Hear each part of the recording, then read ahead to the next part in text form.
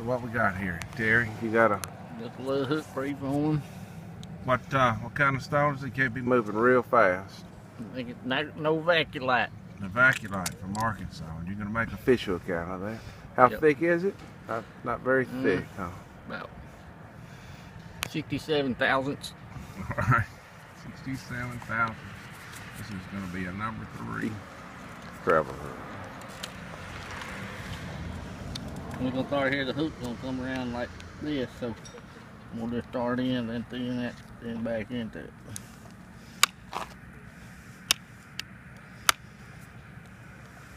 And how many fish have you caught on? Well, 2 or 3 dozen at least. Wow. That's fishing till they've been scared to see you coming.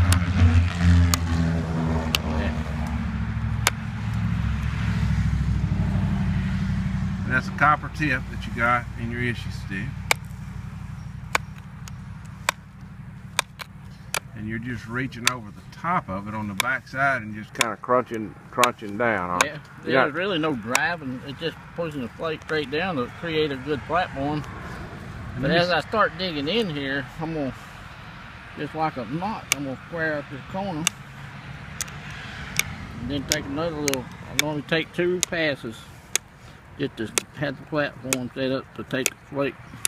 Now, do you flip it over? Yep. Okay, so you make a pass. Make 2 passes actually for the most part. Then I'll start. And then you flip it over. Into the bend. Let me get that little burr out there. You got a burr on the end of his issue stick, on the end of the copper. Got a really sharp, long needle point on it. And push it. And you're using a pad. Is that a piece of wood with leather glued to it? Yeah, and it's convex shape, just a little bit. So keep all the pressure right on top where you. So it's not flat. Can you turn it where we can see the convexity? Yeah, I got you. Yeah, it's kind of. I got you.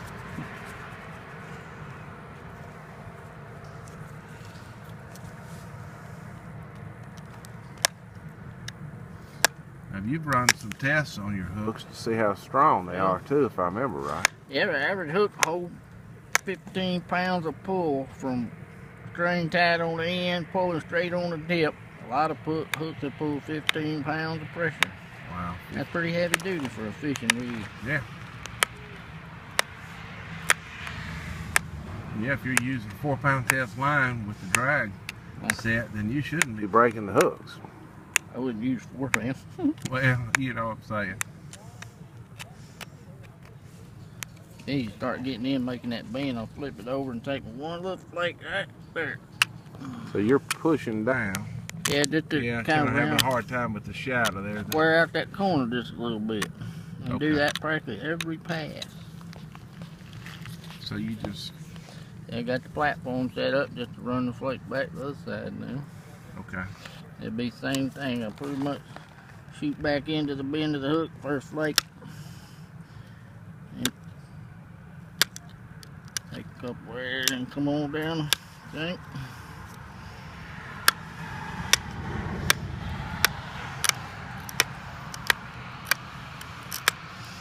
And do another pass just to looks like the first pass, you may be moving a little bit more mass. The second pass is kind of a straightening up kind of pass. Yeah, for the most part, yeah. The heavy crunching looks like you did on the first pass. That kind of evens up your edge and sets it. I'm going to come here and catch this bend best I can from here. And take another little flake right there, right. Oop, I took the tip off a little bit.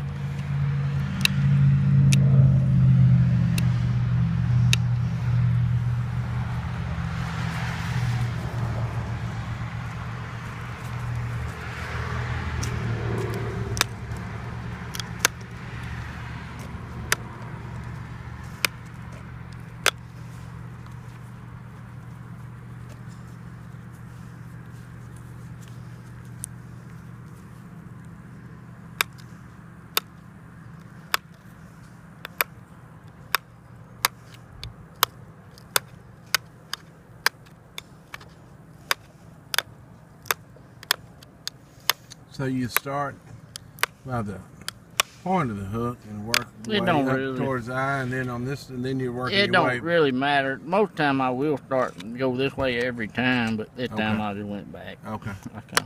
I didn't know if you had a pattern. I feel like I'm in a hurry in front of the camera for some reason. I'm gonna go in here and I'm gonna try to take one more from right here like this.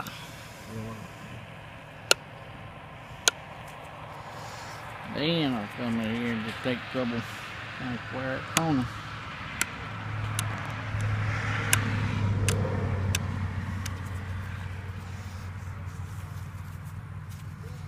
Getting there.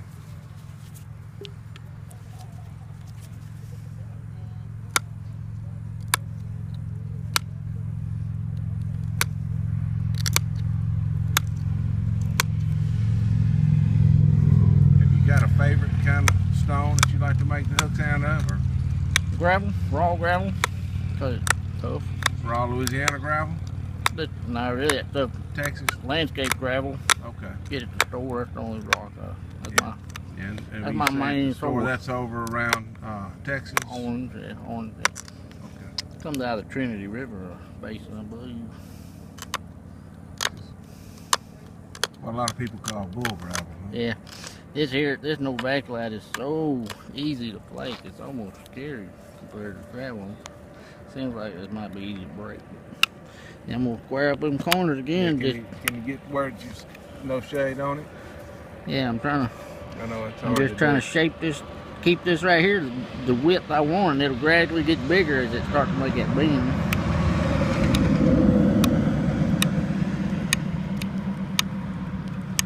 So when you start with your preform, you've already defined what the outside shape and the outside edge of the hook's going to look like. And I take extra passes of little bitty short flakes to make that a real steep angle. You don't want just a feather like knife edge there. You want a steep angle, so it's just more. And you do that before you started working on the inside. Yeah, and I try to shape it out.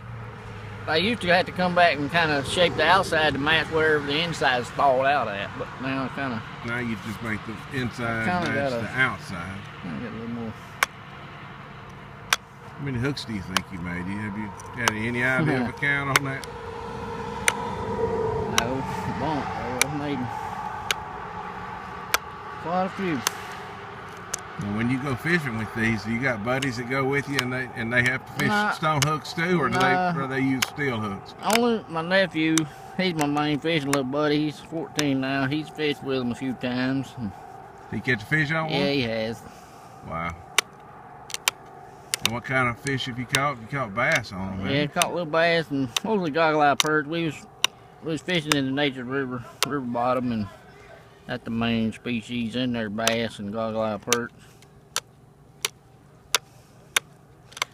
But the biggest I've actually put up on the bank so far was one of the 2.5 pound bass. I had some 4-pounders on.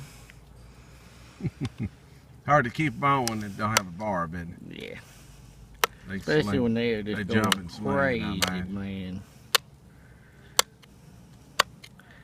As you start getting smaller, though, I try to be real careful and keep that pressure right there behind where I'm flaking.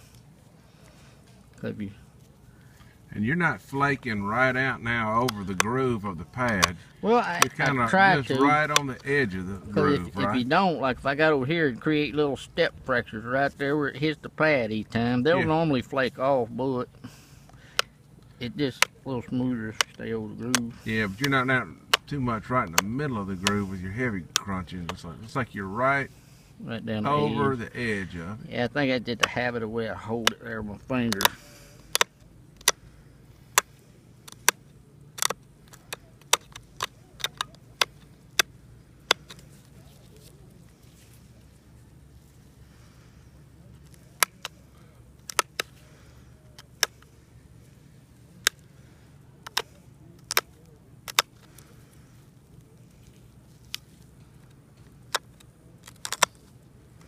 What's fitting to happen now, the way I break most hooks, see how this is touching?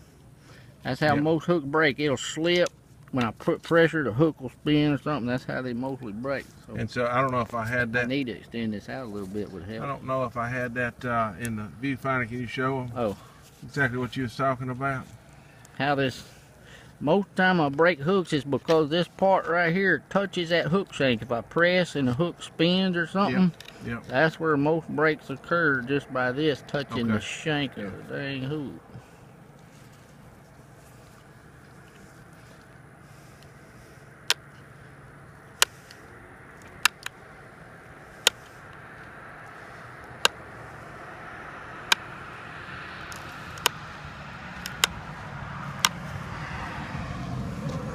And this rock does flake very easily. It takes so little pressure.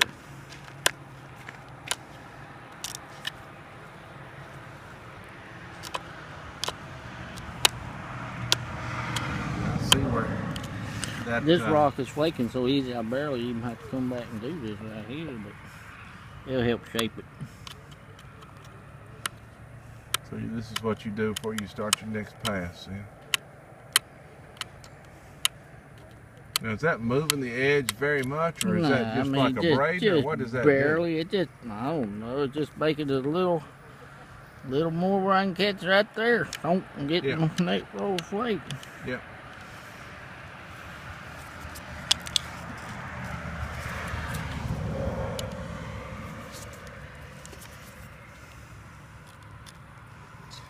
Pull back, just kind of get a shot of how you are sitting and holding the thing while you're doing that.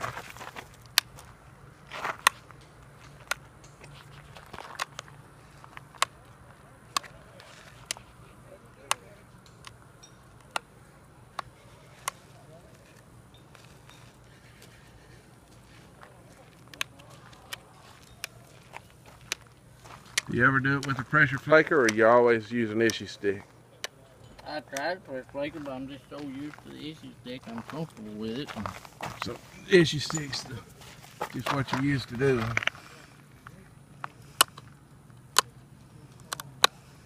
Wow, that was quick, man.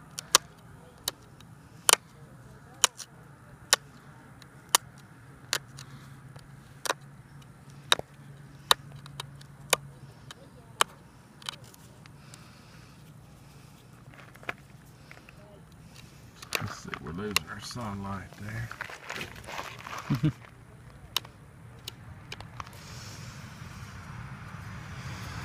That's pretty close. That's it? Well, I'm gonna do. I like to come back and keep taking little bitty flakes in here until this almost rounds out and stalls too, because I feel like it makes it stronger. I mean, just barely skinning that edge just to make it try to make it stronger. Almost make it as round a cross section as you can instead of a diamond shaped cross section. Pretty much. I used to kind of almost purposely stall them right there in the bottom of the bend, but you really don't have to. They're plenty strong without stalling them.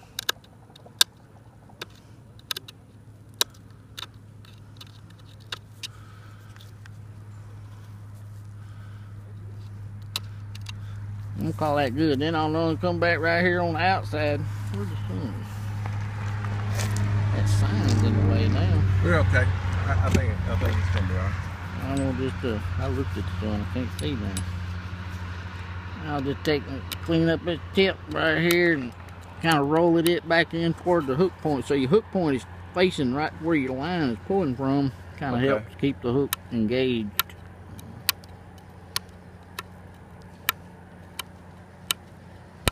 Now then, sometimes you do a little fancy notching up there where you tie. Yeah, I like you really don't have to have notches, because I normally do my sinew, come in and wrap one strand around it and then wrap another strand of the 3 strands coming in, and then after that's all done, I'll wrap another strand of sinew around it all, maybe even half inch it every time, so everything's kind of wrapped with sinew. Yeah. Where it just can't slip loose. And then you tie feathers and do different things to them to dress them up too, if I remember right. That way you don't need no bait. But really, a lot of fish would hit this hook just sinking through the water column. A fish would hit it right there like that. Yep. Yep. I'm gonna call that good. Put 2 little notches here just for the heck of it. Wow, that's pretty sweet. Appreciate you letting us film this. Enjoy it. I wish more people would make hooks. And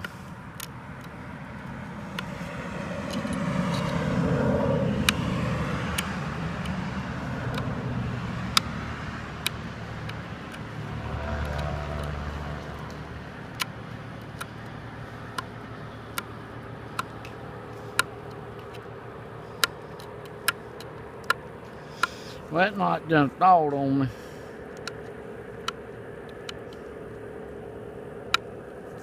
Call it good. Yeah.